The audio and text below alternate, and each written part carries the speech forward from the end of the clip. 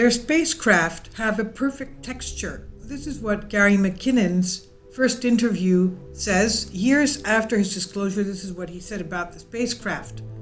Now, Gary McKinnon, we know, born in 1966, Scottish systems administrator and hacker, was accused in 2002 of perpetrating the biggest military computer hack of all time, although McKinnon himself states that he was merely looking for evidence of free energy suppression and a cover-up of UFO activity and other technologies potentially useful to the public. October 16, 2012, after a series of legal proceedings, British Home Secretary Theresa May blocked his extradition to the United States. Well, we know that if he was to come out into court, evidence would come out of what he had found. But anyway, the UK citizen, Gary McKinnon, the most famous UFO hacker of all time, arrested in 2002, was in danger of being extradited into the United States for 10 years. And indeed, as some people report, between February 2001 and March 2002, Gary McKinnon actually violated the U.S. Army and electronic systems of security systems of NASA. A total of 97 computers were compromised in the U.S. while he was in London at his girlfriend's aunt's house. The United Kingdom, after a series of legal proceedings, ruled out the possibility of his extradition. But there is a reversal, as we will see below. Kindly support my Patreon account since YouTube has again demonetized my YouTube channel. The daily posts are 5 videos daily, and they are totally different from what I have on my YouTube channel.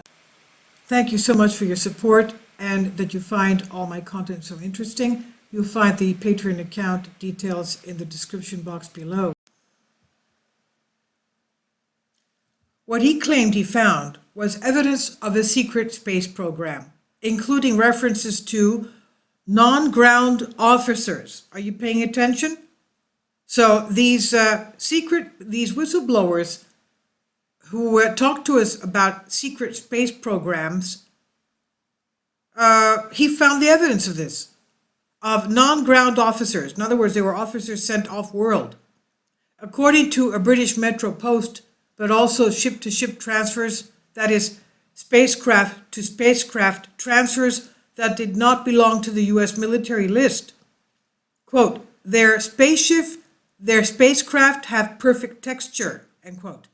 Gary McKinnon, in his first interview years after his silence, says, the list of non-ground officers, their boats have perfect texture. In addition, he obtained a high-resolution image, a photograph taken from the space of a smooth cigar-shaped vessel.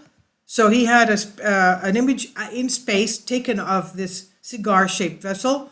It was not until 2012 that U.S. authorities stopped seeking McKinnon to extradite him to the United States. And now the aforementioned reversal, according to elinicahoaxes.gr, extreme claims about spacecraft named after USS in distant galaxies are confirmed. In addition, as Gary McKinnon himself states, quote, in a 2005 interview with The Guardian, when asked about the names of the spacecraft he saw, he replied that he did not remember as he smoked many substances that were not good for the mind at that time, end quote.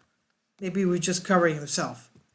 Now in a video from March of 2019, Richard Dolan, one of the world's leading researchers and authors on UFOs, after years, has an interview with the greatest Scottish hacker, Gary McKinnon, and Gary then talks about everything he went through and comes back with a reminder of his discoveries.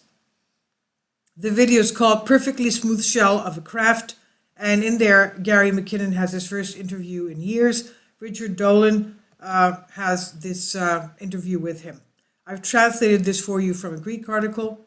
Please leave your comments, and thank you for your support.